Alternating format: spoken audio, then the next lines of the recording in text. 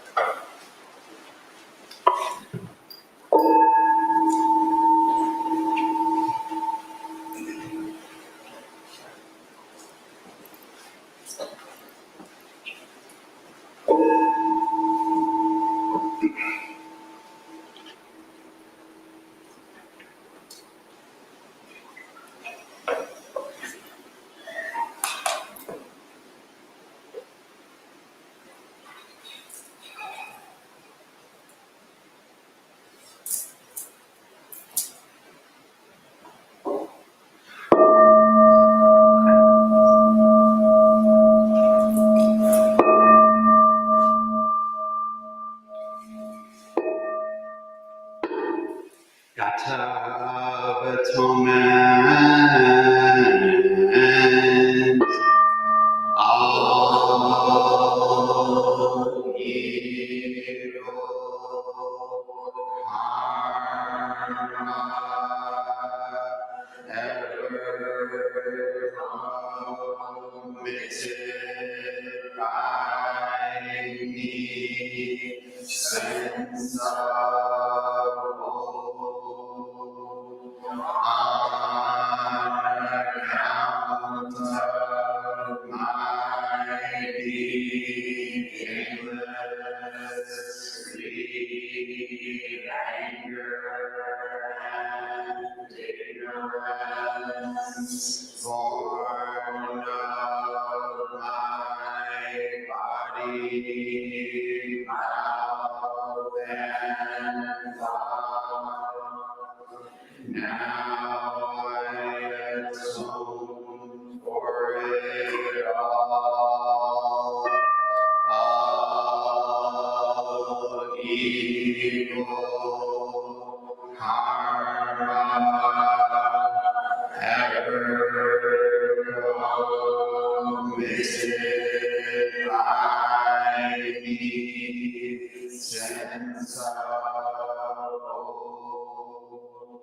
on account of my beginningless greed, anger, and ignorance, born of my body, mouth, and thought. Now I atone for it all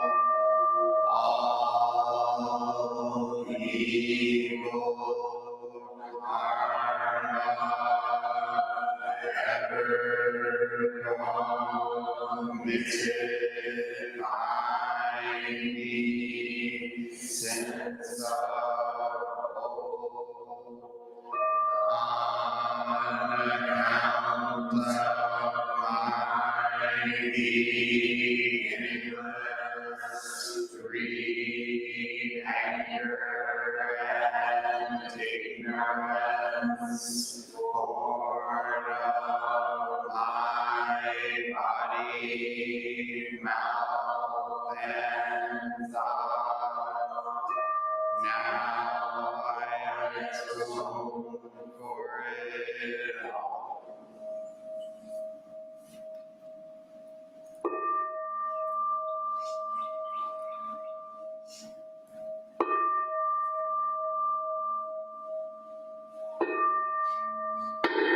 Nikaya 3 refuges. Udam Sarnam Gacchami.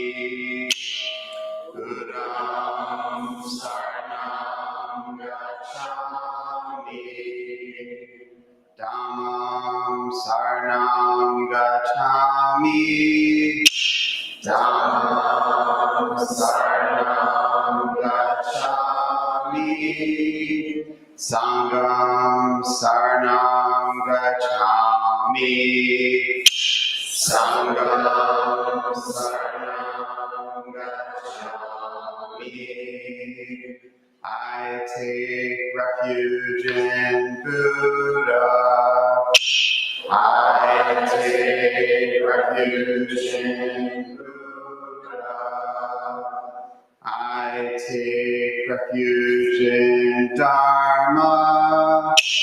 I take refuge in Dharma. I take refuge in Sangha. I take refuge in Sangha.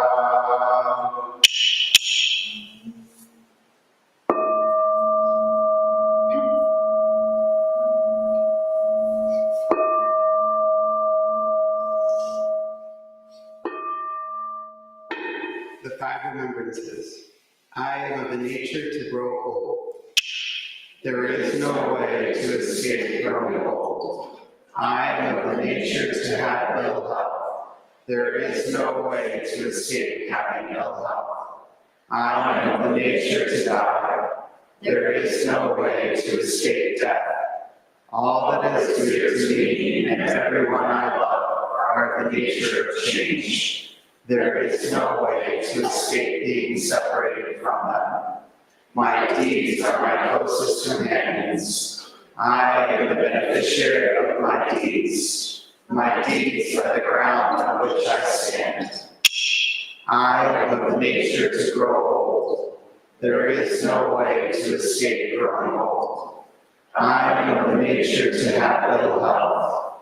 There is no way to escape having ill health. I am of the nature to die. There is no way to escape death. All that is dear to me and everyone I love are the nature of change. There is no way to escape being separated from them. My deeds are my closest companions. I am the beneficiary of my deeds. My deeds are the ground on which I stand. I am of the nature to grow old. There is no way to escape growing old. I am of the nature to have ill health. There is no way to escape having ill health. I am of the nature to die. There is no way to escape death. All that is dear to me and everyone I love are the nature of change. There is no way to escape being separated from them. My deeds are my closest companions. I am the beneficiary of my deeds. My deeds are the ground on which I stand. This precious human life, rarely encountered, is easily lost.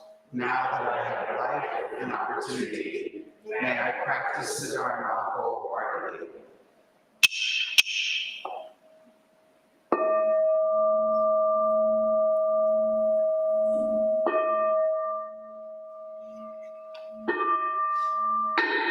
Mahayana refuge. In my heart, I take refuge in Buddha, Dharma, and Sangha.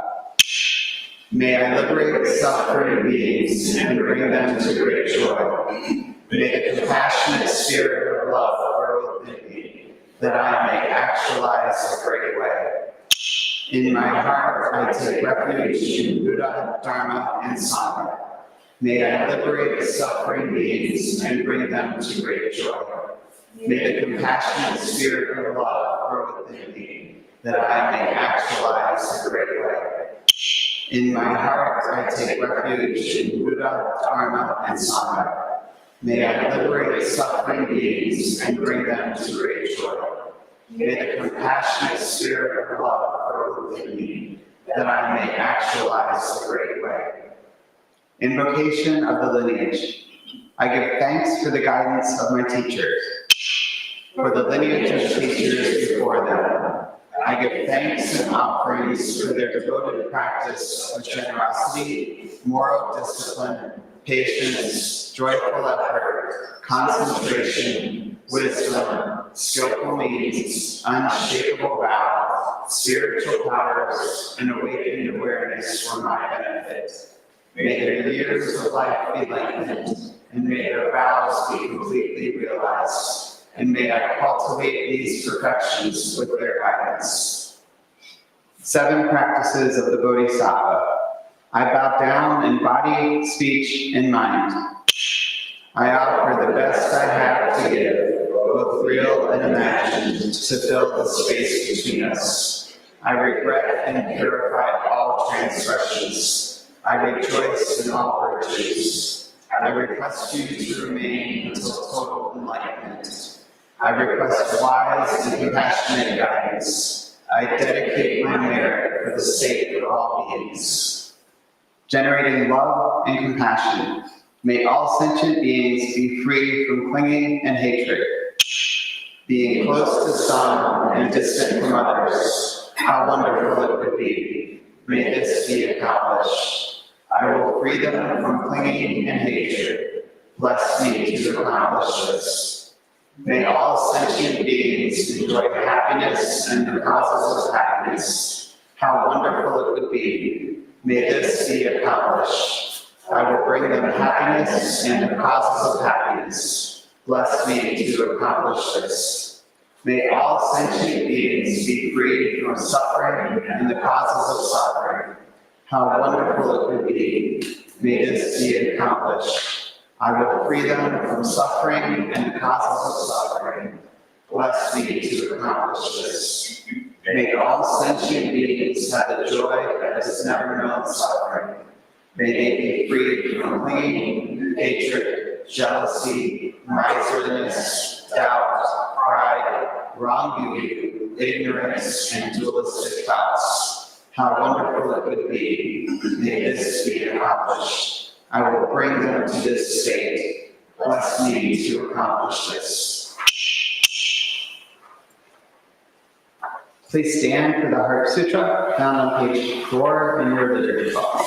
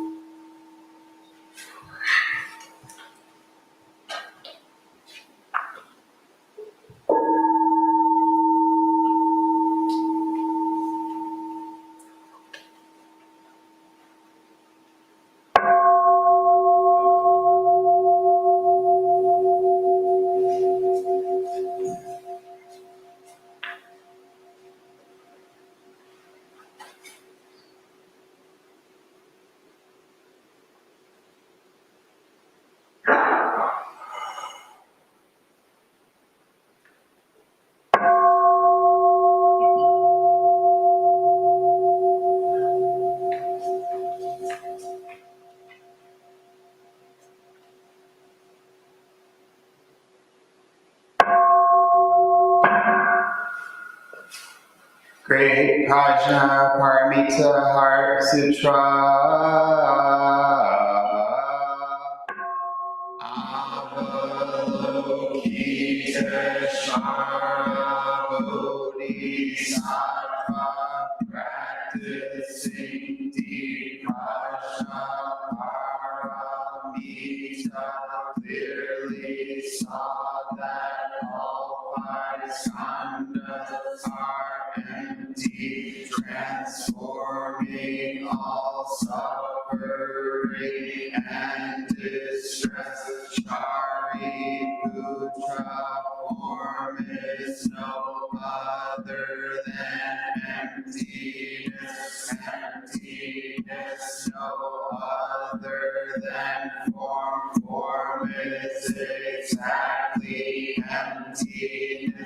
Emptiness exactly form, sensation, perception, mental reaction, consciousness are also like this Shari Putra. All things are essentially empty, not born, not destroyed, not stained, not pure, without loss, without gain. Therefore, in emptiness there is no form, no sensation, perception, mental reaction, consciousness, no I, ear, no tongue, body, mind, no color, sound, smell, taste, such object of thought, no seeing, and so on, to no thinking, no ignorance, and also no ending of ignorance, and so on, to no old age and death, and also no ending of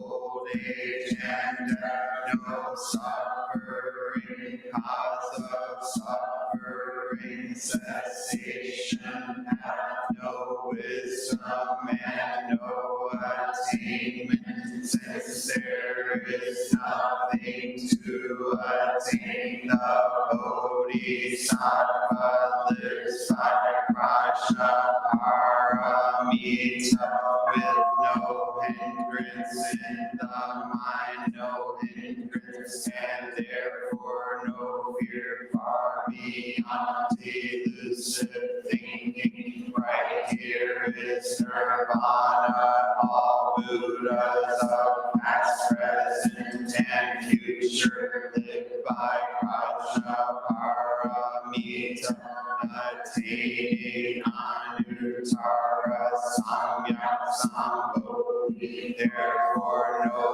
that Prajnaparamita is a great sacred mantra, the great vivid mantra, the unsurpassed mantra, the supreme mantra, which completely removes all suffering. This is truth, not mere formality. Therefore set forth the Prajnaparamita mantra, set forth this mantra, and proclaim Gate Gate Para, Gate Parasam, Gate Bodhisvaha, Gate Gate Para, Gate Parasam, Gate Bodhisvaha, Gate Gate Para, Gate Parasam, Gate Bodhisvaha. Infinite realms of light and dark convey the Buddha mind, all that is, and we ourselves come forth in perfect harmony. We offer this sincere and devoted practice for the many beings of the sixth world, and dedicate it in grateful thanks to the strength and sound practice of the great Heartland Sangha and its teachers. May our virtuous actions be clear from all interferences, and may our vows be fully realized. We especially dedicate these merits to all those suffering from cruelty, calamity, injustice, and war, to Liam, Jukai, Soan, Christine, Hazel, Sharon, JJ, Jasmine, Art, Soke, Roger, Debbie, Aaron, Molly, Soko, Ethan, and Marty. May they heal their ills. To Dorothy, Cindy, Kayla, Allison, and Lynn at the time of their death, and those names we hold in the silence of our hearts, as well as those whose names we now voice aloud.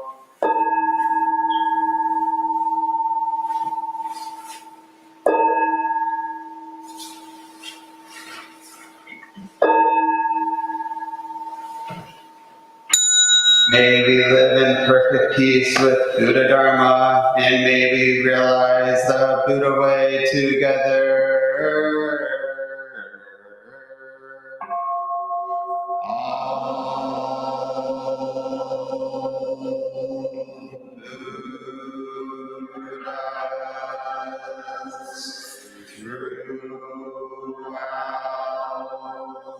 Space and time, all honored ones, Bodhisattva, Mahasattvas,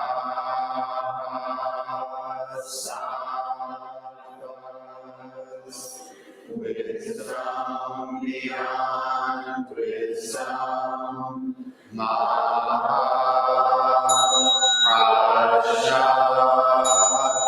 Paramita.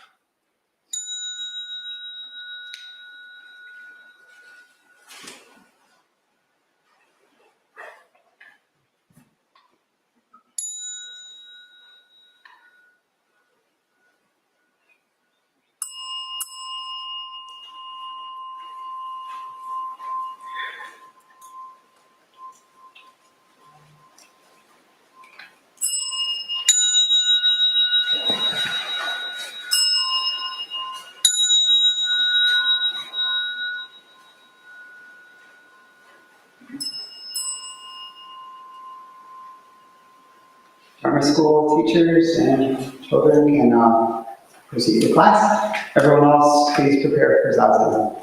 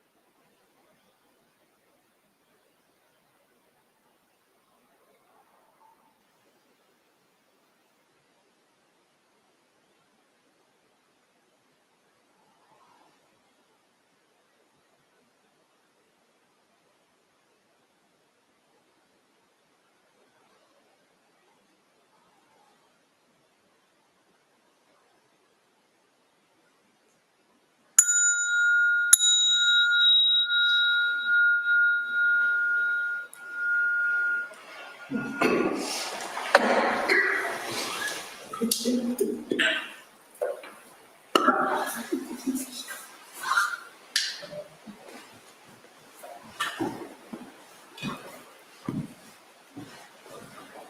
the sound of the clappers, first and third rows, turn to your right, second and fourth, turn to your left, all from center aisle.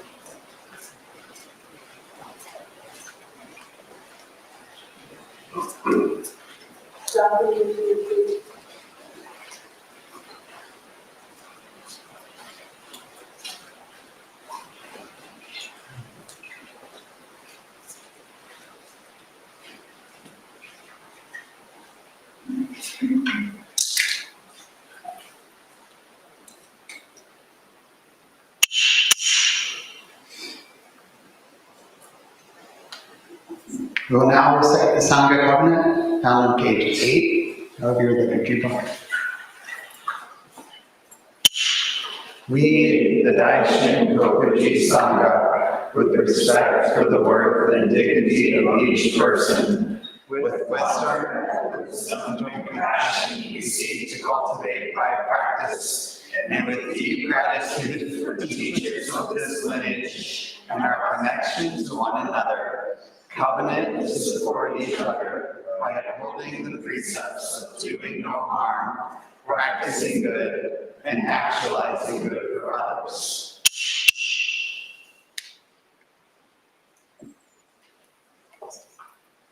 Please be seated for today's talk. Sit comfortably, all so you can face the teachers, and in a moment we'll recite the Gatha opening the sutra, also found on page 8.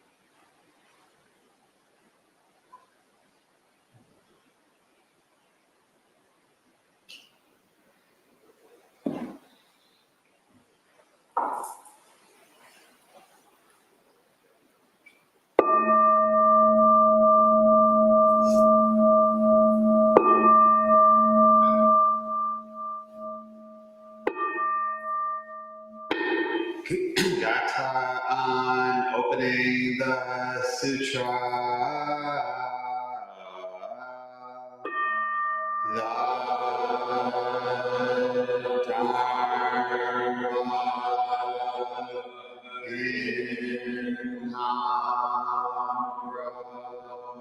incomparably profound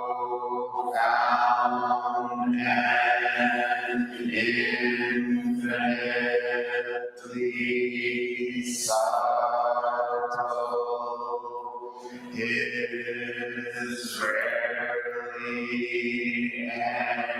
encountered even in millions of ages.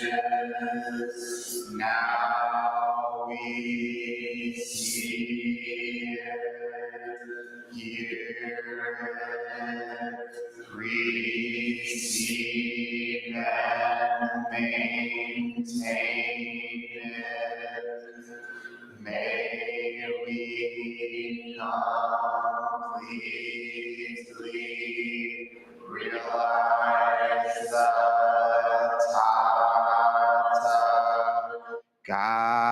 Tathagata's true meaning. So good morning, everybody. Thank you very much for choosing to be here. I'd encourage you to sit comfortably and in a way that we can see each other.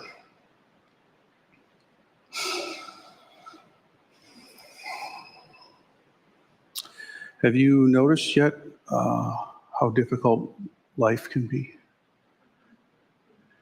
Has anyone noticed this? Can I hear a moo?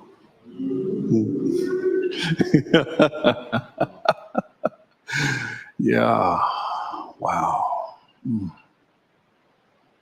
Mm. And you know, dear one, you didn't sign on for that. You did not sign on for that. I understand this. And you're right. It's not fair. Nevertheless, you open your eyes and there you are. Right in the belly of the catastrophe, from conception. Like, take this in. This isn't just a figment of early 21st century North American life. This isn't just some personal hell that you've created for yourself by some utter failing in some way.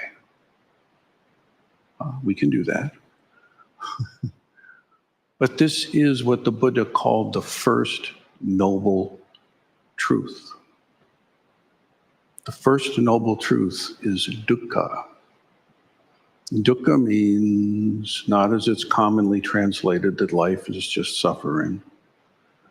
That's the ill-informed version. What's actually happening here is that life is always at least a little bit unsatisfactory feeling. And that scales up to being barely tolerable.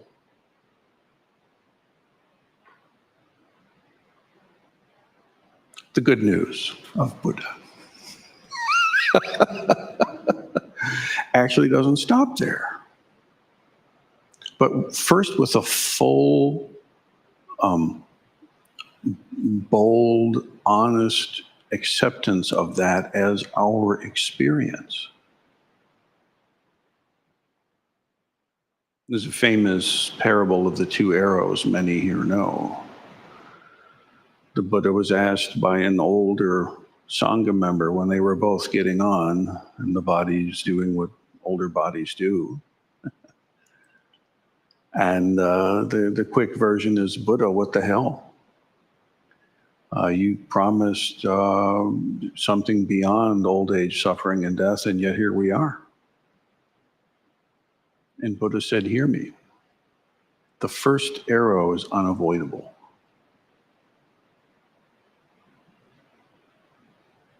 But the second one is not. The second arrow is the story we tell ourselves. It's the snare that we wind ourselves in. It's the meaning that we make out of the first arrow. The first arrow is simply the brute fact. There are many different ways to relate to that. And what we do when we're not trained is we inevitably relate to it poorly.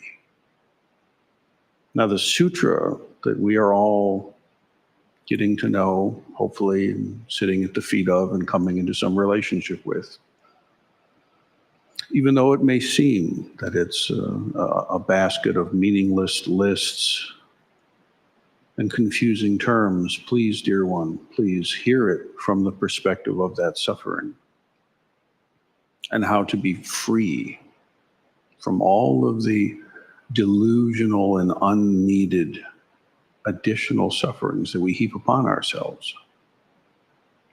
Now listen, we're at this point where the Buddha is teaching us about the mind system.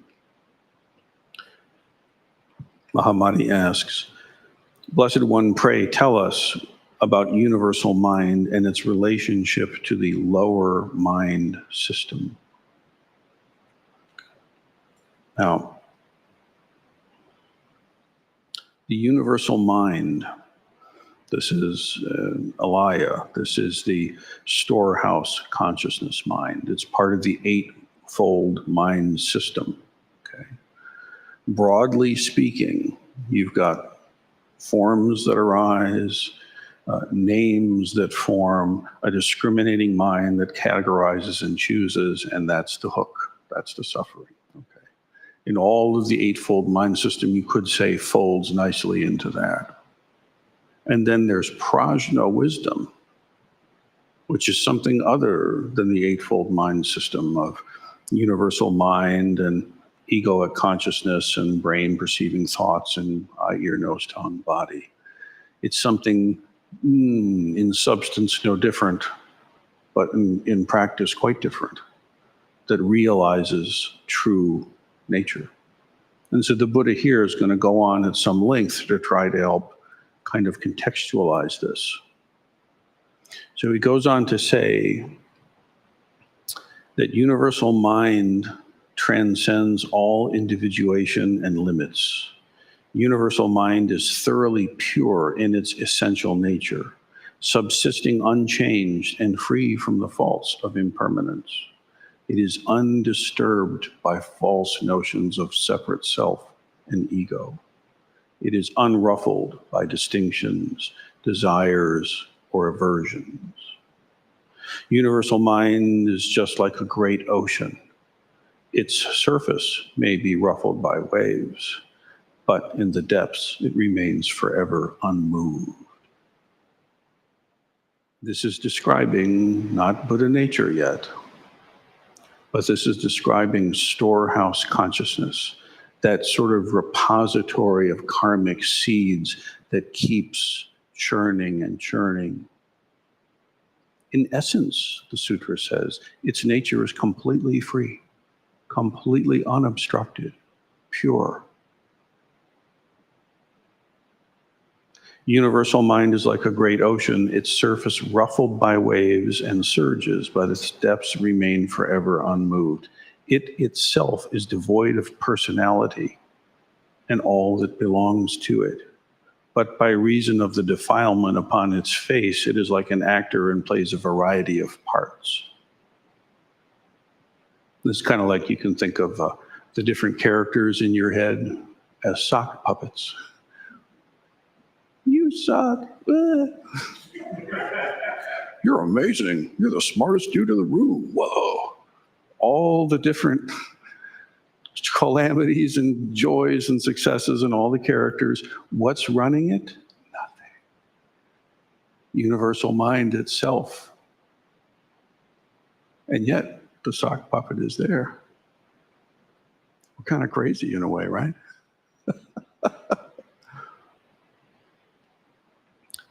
The ocean itself is free of personality, and yet the waves are distinct. This analogy that has been used throughout the centuries, this may be the first iterance of it in the Prajnaparamita literature. I think it is, but I don't know. The principle of intellection then becomes divided in mind. The functions of mind, the evil outflowings take on individuation.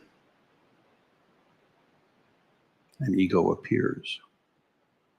In other words, this universal storehouse mind, consciousness, universal mind, begins to take shape because of perturbances in the discrimination mind.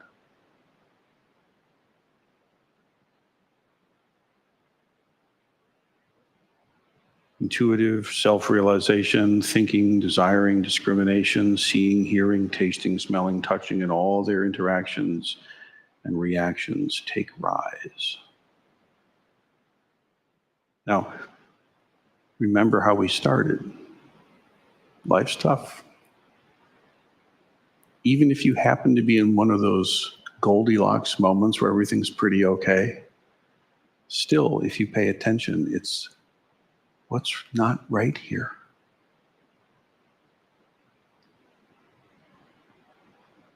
Now he goes on to say then, now remember, you've got the storehouse consciousness, which he's just filled out a little bit.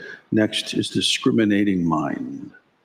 This is eye, ear, nose, tongue, body, mind, which I've been using to say brain, but it's the organ that perceives thoughts and thinkings.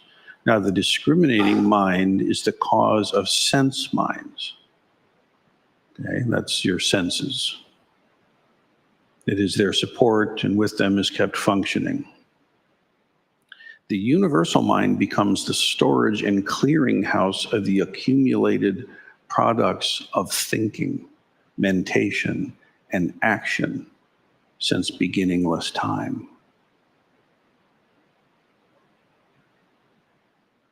It's kind of relentless if you think about it. It's not just the stuff that you do.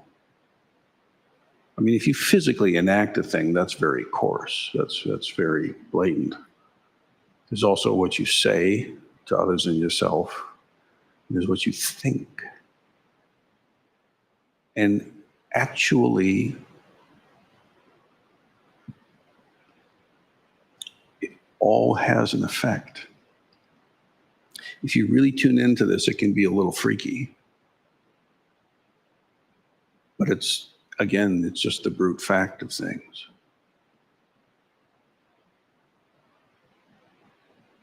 And then rather than replace this with some sweet story, the Buddha keeps going right into the disease, which is what a surgeon is supposed to do.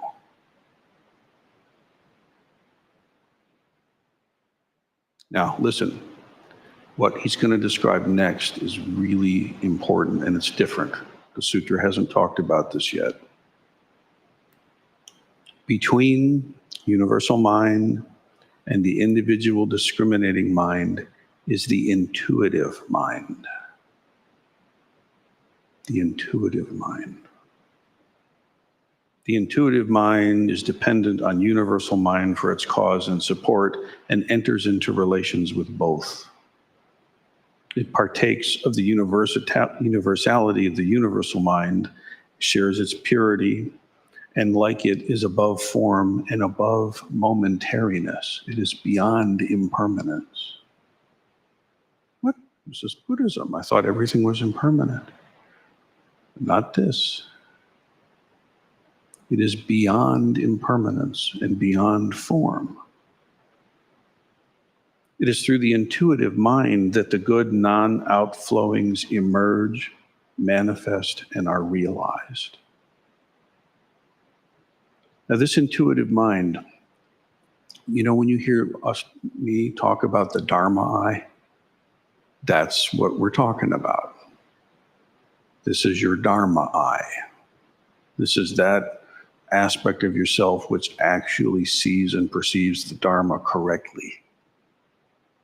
The sutra calls it the intuitive mind. I think this is a fair word to use. But please don't confuse. The intuitive mind that the sutra is calling to our attention is not just the random thoughts that happen to scream through the screen of your mind at random times. Well, that's my intuition. This is way deeper than that. Your Dharma eye is actually something that can be developed and trained. This intuitive mind, this Dharma eye, this is not something that either you have or don't have. You have it. Can you access it? Is it functioning? Do you know what it is? Can you tell? The Dharma eye, your Dharma eye, is what allows your perception of your true nature to emerge. It's what allows that perception to manifest and to be realized. This is serious business. And the Buddha is here trying to give us some framework to understand it. He goes to lengths to point out the fact that this intuitive mind, let me just go where we are here. Fortunate it is, the sutra continues, that the intuition, that your Dharma eye, is not just momentary, is not impermanent. For if the enlightenment which comes from this Dharma eye were momentary, then the wise would lose their wiseness, which they do not. You might forget about it for a minute. But the intuitive mind enters into relations with both the lower mind system and shares its experiences and reflects upon its activities.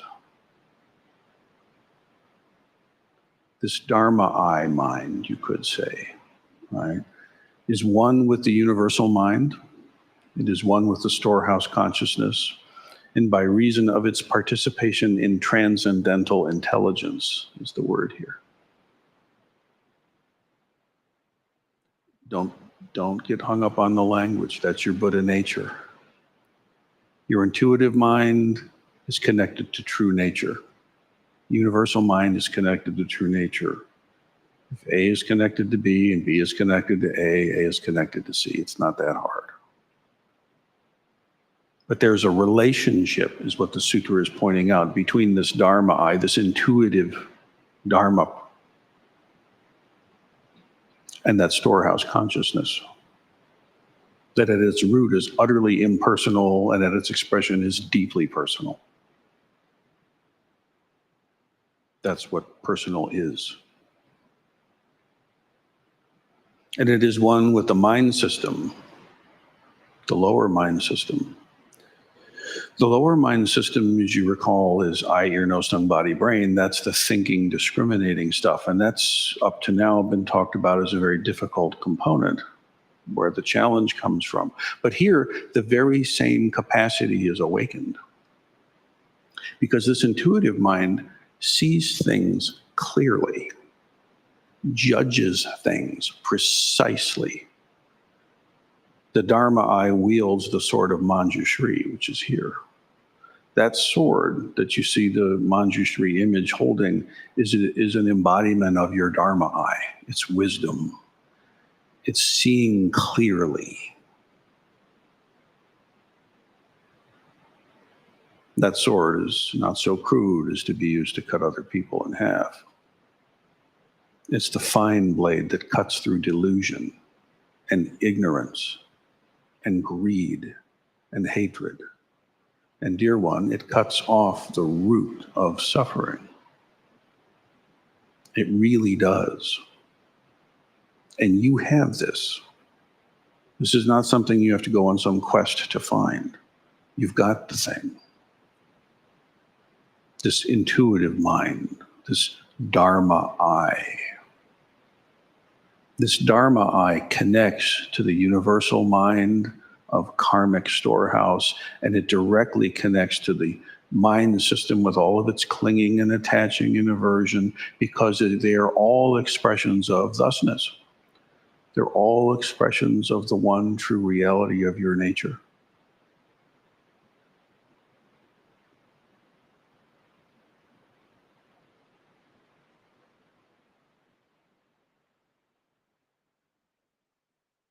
The Dharma I, the intuitive mind, has no body of its own, nor any marks by which it can be differentiated.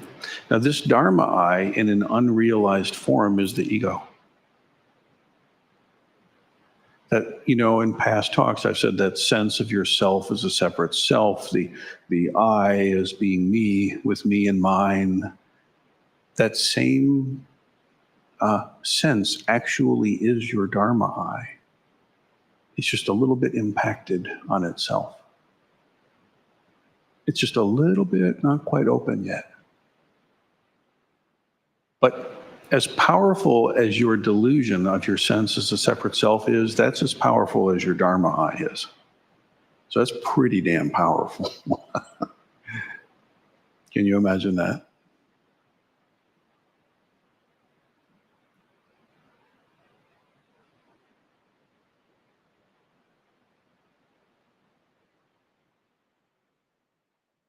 Like the universal mind, like thusness itself, the Dharma I cannot be the source of error. That sounds good. And this is my experience.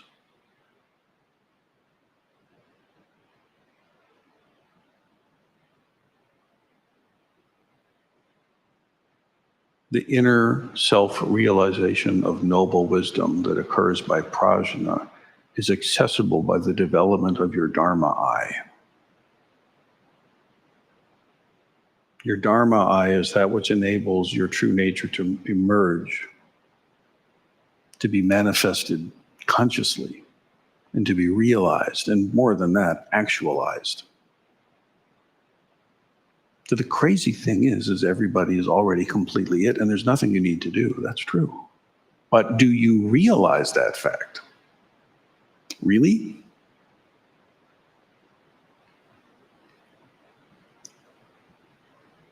So then the question shifts.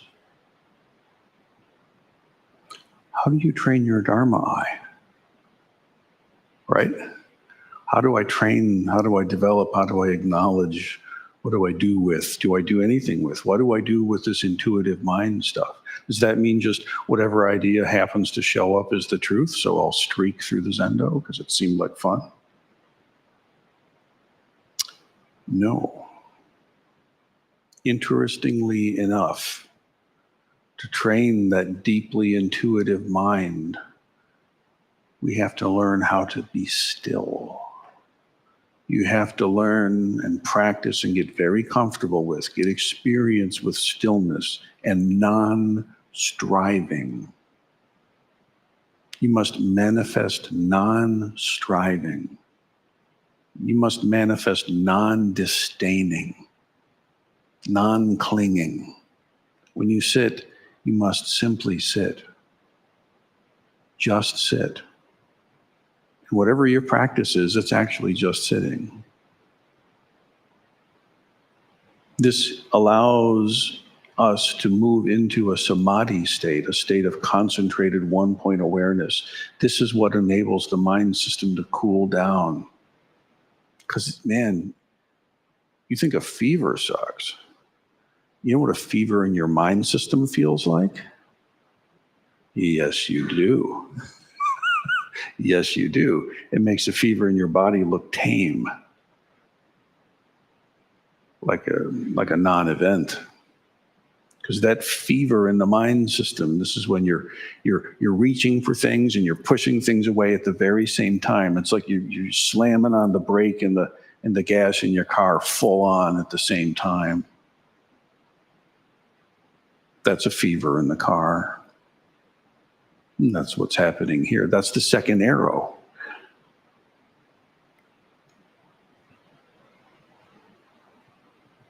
The thing is, it's optional. You can just take your feet off the damn pedals. Put the thing in park. Let it chill for a while. Get out of the car. Go into nature and put your bare feet on the ground, your back against the tree, look up at the sky and breathe. It's kind of like that.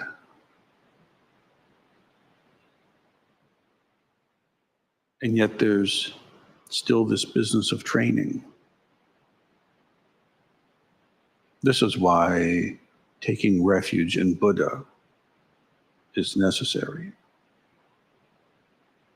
When you really understand what that means, then you'll know why I'm saying it now. It's exactly the same for refuge in the Dharma. In all the expressions of reality, and all the teachings, and also Sangha. This refuge in the harmony of reality. Your Dharma eye aches for this for you, and so do I.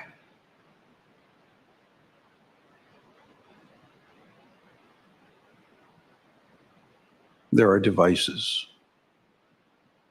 Some play with koan, some work on one-pointed awareness. Sesshin can be helpful. There are many practices. Vaitara, knowing how to connect your body to itself for real. It's a project. But at its essence, it's immediately accessible to you right now. You don't have to do a thing except let go the striving.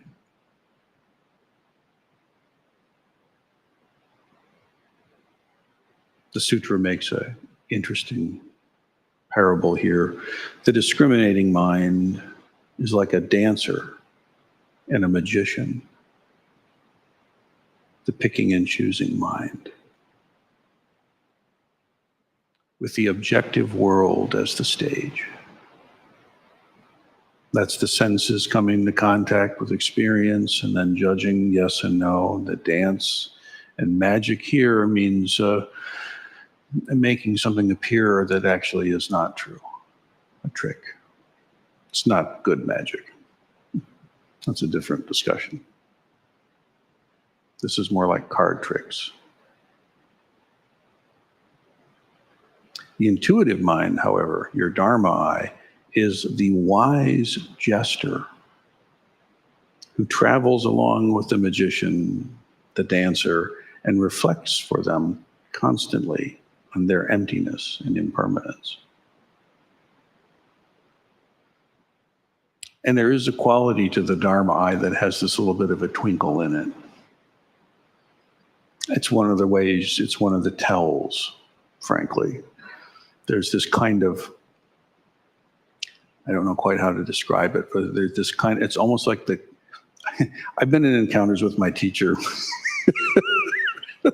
where I'm in some real calamity, right? I'm in some major crisis of whatever flavor. And I've done this from being a teenager up to now through all moments of my life cycle. I've been very fortunate this way. I mean, from being a college kid to,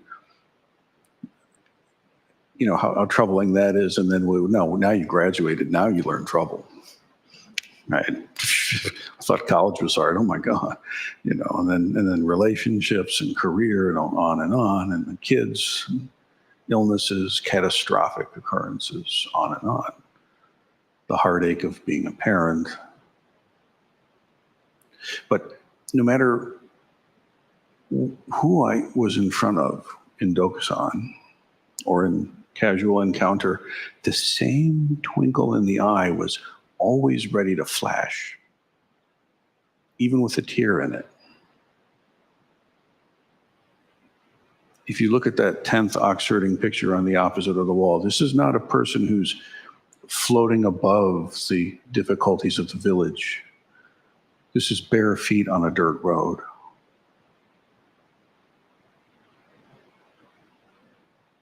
And yet still, there's no second arrow.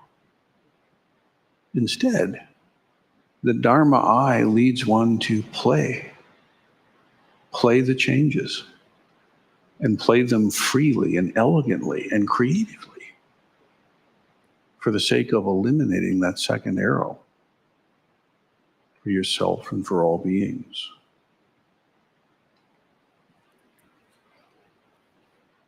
Master Shitao said it this way: turn around the light to shine within. Then return. That's the 10th stage. Turn the light to shine within. That's 1 through 9. Then just return. That's 10.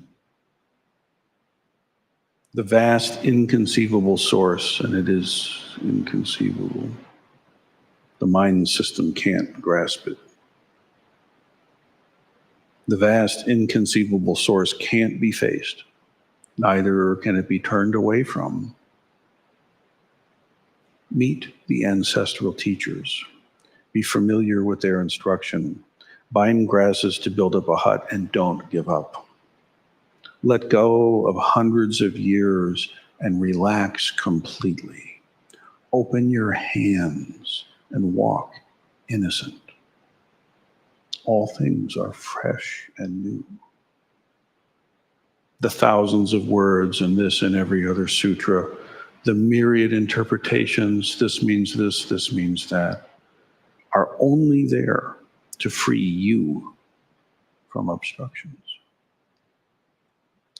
So, for the sake of all beings throughout space and time, may all of our obstructions to realization and the clarity of our Dharma eyes be removed, so that suffering may be relieved for us, those we care and love about, and the entire world. May it be so.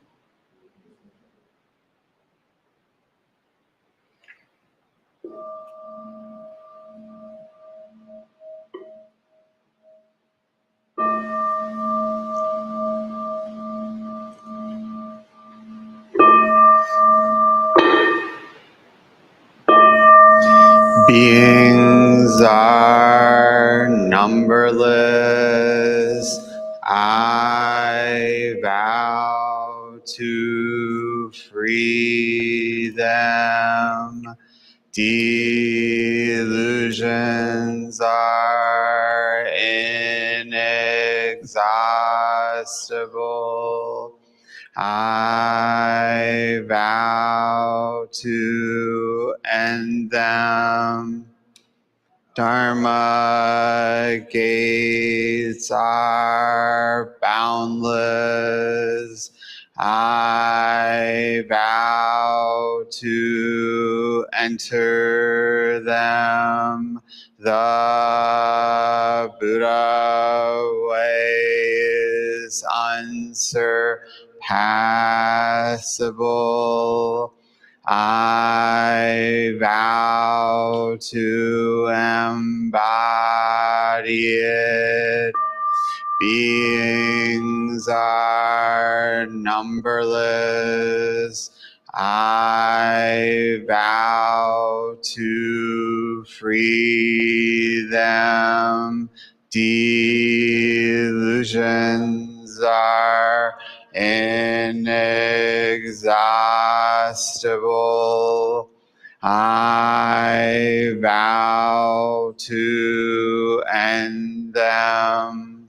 Dharma gates are boundless. I vow to enter them. The Buddha way is unsurpassable. I vow to embody it. Beings are numberless. I vow to free them. Delusions are inexhaustible. I vow to end them. Dharma gates are boundless. I vow to enter them. The Buddha way is unsurpassable. I vow to embody it.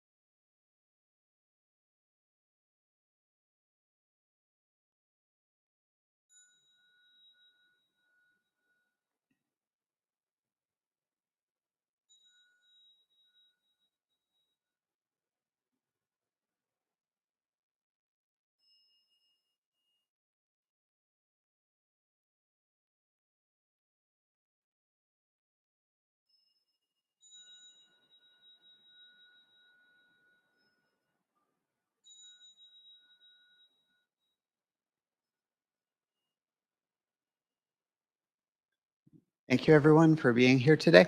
Are there any announcements?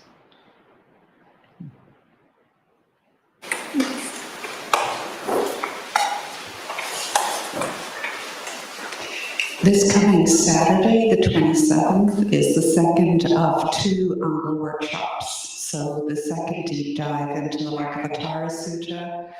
And while the Sunday teachers will continue to be on the Sutra through May 12th, and actually this Wednesday will also be on the Sutra. Saturday is the last full day. So if you could please register for that. The link to registration is in the event on the Facebook page.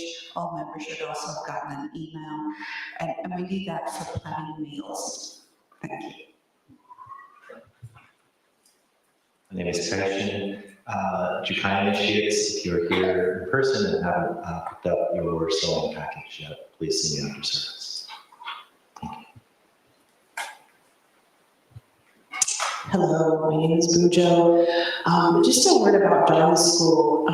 We had a really great Dharma School today, and I want to thank the people who are bringing their kids to temple for doing that, because it was, we heard some real wisdom that was just amazing. The topic today was, I vow to walk through every wisdom gate. We're doing the line by line, the summer version of the Bodhisattva vows. And we attempted a really fun, simple activity, and we did not reach our goal, but all of you parents are going to be getting this video that we were attempting to do and play at quarter speed on YouTube. And it's great. So they're going to want to do this at home. And I'll probably put it in the members page as well. But it was a really wonderful lesson, and it was so beautiful to hear the wisdom of kids. And so just wanted to share that. Thank you.